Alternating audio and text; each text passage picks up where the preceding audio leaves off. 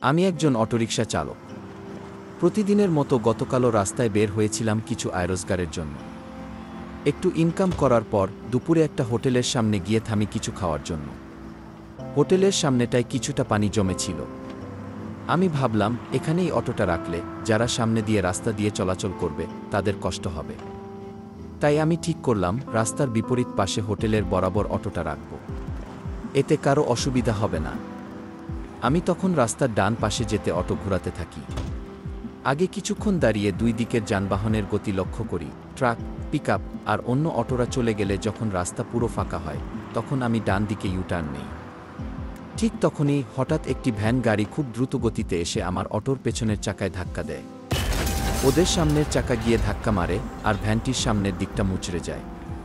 ভ্যানে ধানের বস্তাগুলো এলোমেলো হয়ে পড়ে আর এক মহিলা যিনি বসেছিলেন তিনি সামনের দিকে রাস্তার উপর পড়ে যান। এই ঘটনার পর তারা আমার সাথে খারাপ ব্যবহার শুরু করতে চায়। আমি তাদের শান্তভাবে বলি, দেখুন, ঝগড়ার কিছু নেই। যেহেতু দুর্ঘটনা ঘটে গেছে এর সমাধানও আছে। ঠান্ডা মাথায় কথা বলুন, গালাগালির দরকার নেই। কি তারা তখন কিছুটা শান্ত হয়। কিন্তু আশেপাশের কিছু লোক বিষয়টি নিয়ে বাড়াবাড়ি শুরু করে এবং আমাকে দোষারোপ করে। যদিও পুরো ঘটনাটিতে আমার বিশেষ কোনো দোষ ছিল না। শেষ পর্যন্ত আমি ভ্যান গাড়ির ক্ষতিপূরণ বাবদ ২,০০০ টাকা দেই। এতে তারা সন্তুষ্ট হয়।